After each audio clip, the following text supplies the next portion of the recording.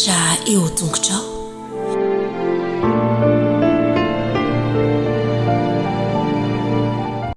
Fahalalamatsika tsirairay avindray tonga eto fandraisana ny lesona ho an'ny lehibe isika amin'ity anio ity misaotra ihany koa izay manjoso manaraka ny fandarana zaresintsika eto ny rariana dia hitondra vokatsoanao manjakarivo izany.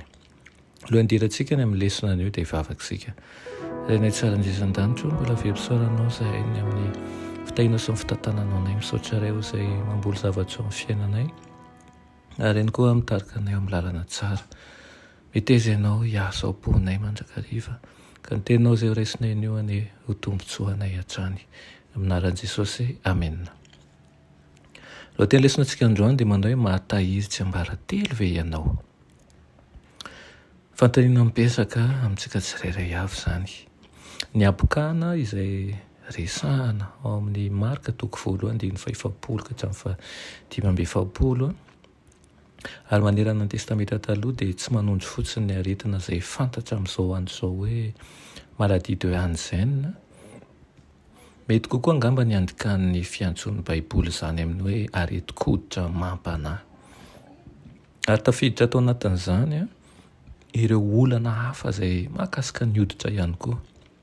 Azo heverina fa tany amin'ny taonjato 13 taorianan'i Kristy tany hoany no nahatongavan'ny abokana tany amin'ny faritsin'ny Proche-Orient fahiny iny. Jereo ny David P. White and Richard Jones izay milazalaza mahakasika an'io kokoa. Ilay boka izay voaresaka ao amin'ity andananteny ity dia azo heverina fa nahitana ihany koa ny aretin'ny Hansen. Na dia tsy tena azontsika antoka tanteraka azy izay nahazo azy dia fantatra kosa nesa fa areti-dratsy tokoa izany. Nino ilay boka fa azon'i Jesosy ataony manadio azy. Ambaran'ny Levitikosy 7:12 fa maloto ny boka araka ny lalàna sy ny fomba ka tsy maintsy miataka tamin'ny hafa. Jesosy kosa dia nangoraka an'ilay lehilahy ka nikasika azy. Hoy ny Marka milaza azy manao hoe ary Jesosy dia honena azy ka naninditra ny tanany dia nanendra azy ka nanao taminy hoe mety aho madiovy ianao.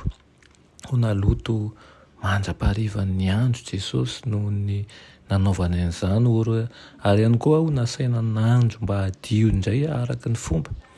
Mazava nefa ny fanambaran'ny Marka fa ny fikasihan'i Jesosy an'io lehilahy marary io dia nanadio an'ity farany ho afaka amin'ny abokana. Araka izany dia tsy naloto noho ny fikasihany an'ilay lehilahy akory Jesosy. Nasain'i Jesosy nakany am-pisorona ilay lehilahy ary nomeny toromarika mba hitondra ny fanatitra arak'izay efa nanedin'i Mosesy ho amin'izany toe-javatra izany. Mijoro mpiaro sy mpanohana ny fampianaran'i Mosesy tokoa izany Jesosy manerana ny filazantsarany Marka. Izany dia mifanohitra tanteraka amin'ny fomba fijerin'ireo mpitarika raha-pivavahana izay manova ny zava-kendren'ireo fampianarana nomena tany ambelohany tamin'ny alalan'i Mosesy ao Marka 4:10 ary ny 12 izay ireo rehetra ireo dia tsy mpirin-javatra manazava ny antony baikoan'i Jesosy an'ilay lehilahy mba hangina ihany koa.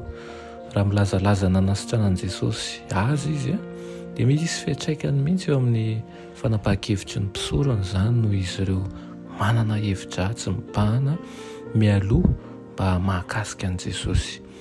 Toa tsy nahatakatra an'izany anefa ilay boka nodiovina. Tsy nakatao ny baikon'i Jesosy dia lasa izy nampely an'ilay vaovao. Vokatra dia nanjara tsy azon'i Jesosy natao tsony ny niditra miharihary tao an-tanàna mba hanao ny asany. Zava-dehibe tokoa ny alalantsika an'izany ary ihany koa ny hatsapahantsika fa tsy mifidy aretina natavan'olona Jesosy fa manafitrana ny aretina rehetra ary na dia miatakataka ary izao tontolo izao.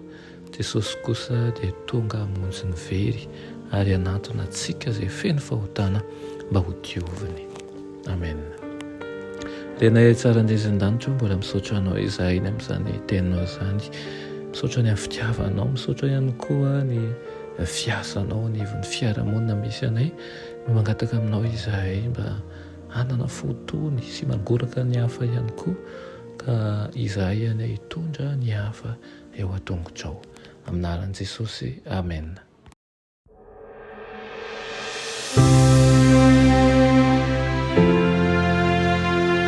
mianatra eo a-tongotry Jesosy isan'andro.